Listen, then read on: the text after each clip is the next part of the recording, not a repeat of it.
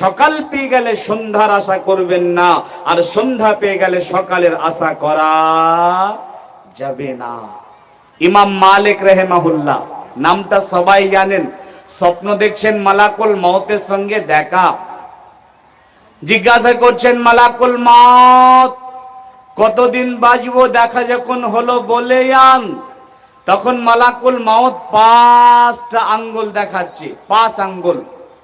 ইমাম মালিক রাহিমাহুল্লাহ তিনি বলছেন যে আমি কি 5 দিন বাঁচবো, না 5 মাস, না 5 বছর, কোনটা একটু বলেন। তখন মালাকুল মউত কিছু বলবেন তার আগে ইমাম মালিক রাহিমাহুল্লাহর ঘুম ভেঙে গেল। তিনি রাতটা চিন্তায় কাটালেন যে মালাকুল মউত আমাকে 5টা আঙ্গুল দেখালো, এর মানে কি আমি 5 দিন বাঁচবো, না 5 মাস, না 5 বছর, কোনটা? তিনি সকালবেলায় উঠে সেই জামানার একজন বিখ্যাত ইমাম, ইমাম ইবনে সিরিনের কাছে ছুটলেন।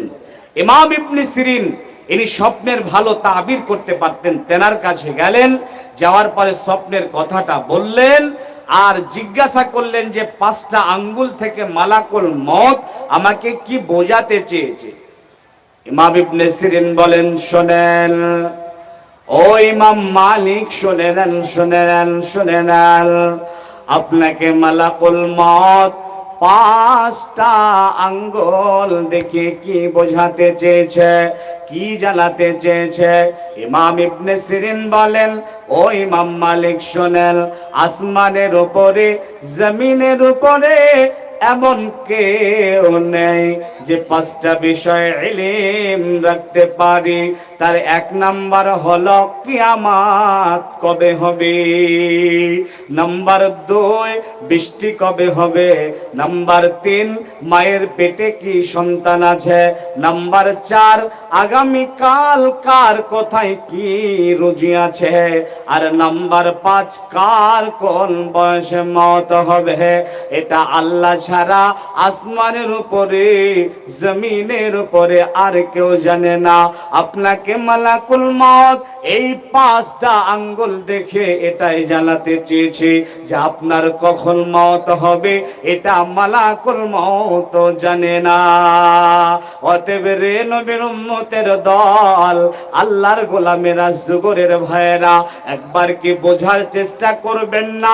একবার কি বুঝবেন না যে ফেরেশতাকে আমার আল্লাহ জান কবুজ করার দায়িত্ব দিয়ে রেখেছেন? এই ফেরেশতাও জানে না যে কখন আপনার মওত হবে, কোন সময়তে সে আপনার কাছে আসবে। যার জন্য ভাইরা আমার, খবরদার, মৃত্যুটাকে দূরে মনে করবেন না, একেবারে কাছে সন্নিকটে মনে করবেন। পৃথিবীর ইতিহাস দেখুন, কত নামাজি সেজদাতে পড়ে গেছে আর মাথাটা উঠাতে পারেনি, চির বিদায় নিয়ে দুনিয়া ছেড়ে চলে গেছে। কত বক্তা জালসার স্টেজে উঠলো, লাশটা নেমে গেল, লাশ হয়ে স্টেজ থেকে নেমে গেছে। কত সাংবাদিক সংবাদ পড়তে পড়তে ক্যামেরার সামনে মৃত্যুবরণ করেছে। কত যুবক তরুণ নওজোয়ান বিদেশের মাটিতে কাজে যায়, রোজগার করব বলে বাবা মাকে ফাঁকি দিয়ে চির বিদায় নিয়ে চলে যায়। সন্তান আর বাড়িতে ফিরে আসে না। অতএব ভাইজান গো আমার, মওত একেবারে সন্নিকটে, মওত একেবারে কাছে। ভাইরা আমার, এবারে আসুন আল্লাহর কোরআনের একটা আয়াত আপনাকে শোনাই। গভীর মনোযোগ দিয়ে, ধ্যান মন মস্তিষ্ক আমার দিকে দিয়ে একটু বোঝার চেষ্টা করেন। কোরআনে যখন আয়াত অবতীর্ণ হতো তখন বিশ্বনবী সাহাবায়ে কেরামদেরকে ডাক দিতেন। সাহাবায়ে কেরাম এসে শোনার জন্য বসে যেতেন রাসূলুল্লাহ সাল্লাল্লাহু আলাইহি সাল্লামের সামনে। আল্লাহর নবী ওই আয়াতটা পড়তেন, পড়ার পরে বুঝাতেন। যখন কোরআনে আয়াত অবতীর্ণ হলো, বিসমিল্লাহির রহমানির রহিম, ওয়াজাআত সাকরাতুল মাউত বিল হক। বিশ্বনবী জনাবি মুহাম্মদুর রাসূলুল্লাহ সাল্লাল্লাহু আলাইহি ওয়াসাল্লাম সাহাবাদেরকে ডাকলেন, সাহাবারা চলে এলেন, আল্লাহর নবীর সামনে বসে গেলেন। এবারে বলেন, আল্লাহর নবী বলছেন, রে আমার সাহাবারা শোনো, আজকে আমার উপরে আয়াত অবতীর্ণ হয়েছে, মওতের যন্ত্রণা সত্য।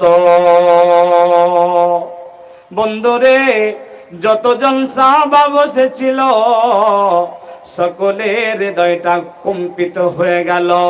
আহারে, মওতের যন্ত্রণা না জানি কত কষ্টদায়ক যন্ত্রণা, না জানি কত ব্যথা, না জানি কত খতরনাক, না জানি কত দর্দনাক হতে পারে। সবার মধ্যে একটা ভয় কাজ করতে আরম্ভ করে দিল। যতজন সাহাবা ছিল এর মধ্যে একজন সাহাবা যার নাম হচ্ছে হযরতে আমর ইবনুল আস রাদিয়াল্লাহু তাআলা আনহু। হযরতে আমর ইবনুল আস রাদিয়াল্লাহু তাআলা আনহু এই আয়াতটা অবতীর্ণ হওয়ার পর থেকে তিনি পাগলের মতো মদিনার অলিতে গলিতে ছুটে বেড়াতেন। যেখানেই জানতে পেতেন কেউ মারা যাচ্ছে তার কাছে চলে যেতেন। যাওয়ার পরে তাকে বলতেন, আল্লাহর গোলাম রে, আল্লাহ বলেছেন মওতের যন্ত্রণা সত্য। এখন তুমি সেই যন্ত্রণার সম্মুখীন, তুমি একটু আমাদের বলে যাও মওতের যন্ত্রণা কেমন লাগছে,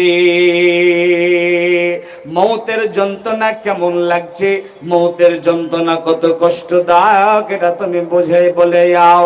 কিন্তু বন্ধুরে, হযরতে আমর ইবনুল আস রাদিয়াল্লাহু তাআলা আনহুকে কেউ জানালো না যে মওতের যন্ত্রণাটা কেমন হয়। তাই তো তিনি একদিন কান্নায় পড়লেন আর বললেন, আহারে, আল্লাহ বলেছেন মওতের যন্ত্রণা সত্য।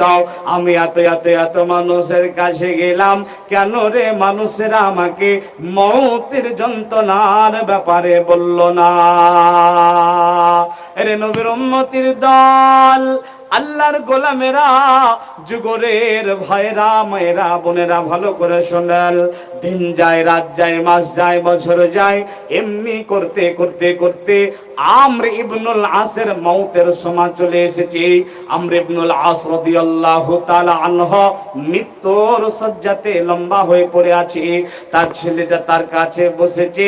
বসার পরে বলছে, আব্বা জান, এতদিন পর্যন্ত মৃত্যুর যন্ত্রণা কেমন এটা আপনি জানার বড় চেষ্টা করেছেন, কিন্তু আপনাকে কেউ বলেনি মওতের যন্ত্রণা কেমন। আপনি আজকে নিজেই সেই যন্ত্রণার সম্মুখীন, আপনি একটু আমাদের বলে যান মওতের যন্ত্রণা কেমন লাগছে।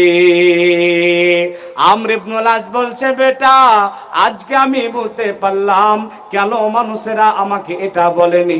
বেটা শোনো রে, মওতের যন্ত্রণা বর্ণনা করা যায় না, মৃত্যুর যন্ত্রণা বোঝানো যায় না। এত কষ্টদায়ক যন্ত্রণা, এত ব্যথা, এত কষ্টদায়ক যন্ত্রণা, এটা বলে বোঝানো যাবে না। তবে বেটা শোনো, আমি তোমাকে চারটা কথা বলে যাচ্ছি, তুমি বুঝে নেবে মওতের যন্ত্রণা কেমন হতে পারে। নাম্বার 1, বেটারে, যেন মনে হচ্ছে আসমানটা ভেঙে আমার মাথার উপরে পড়েছে। নাম্বার 2, যেন মনে হচ্ছে মদিনার বড় বড় বড় বড় পাহাড়গুলো আমার উপরে চাপিয়ে দেওয়া হয়েছে। নাম্বার 3, যেন মনে হচ্ছে আমার পিঠে অনবরতে খাজুরের কাটা হানা হচ্ছে।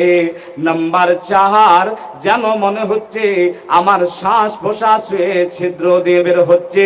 বেটা বুঝে নিও রে মওতের যন্ত্রণা কেমন হতে পারে। আল্লাহ বলেন, ওয়াজাআত সাকরাতুল মাউত বিল হক, মৃত্যুর যন্ত্রণা সত্য। একদিন এই যন্ত্রণার সম্মুখীন আপনাকে আমাকে হতে হবে। মৃত্যু যন্ত্রণা এত কঠিন, সইতে আমি পারিব না। কবরের আযাব এত কঠিন, সইতে আমি পারিব না। ওগো দয়াময় হে রহিম, চাই যে শুধু করুণা। মৃত্যু যন্ত্রণা এত কঠিন সইতে আমরা পারিব না। কবরের আযাব এত কঠিন সইতে আমি পারিব না। মসজিদের ওই পালকে খানা আসবে সবার ঘরে সবার জানা। বড়ই পাতা আর গরম পানি শেষ গোসল দিবে সজনা। কবরের আযাব এত কঠিন সইতে আমি পারিব না।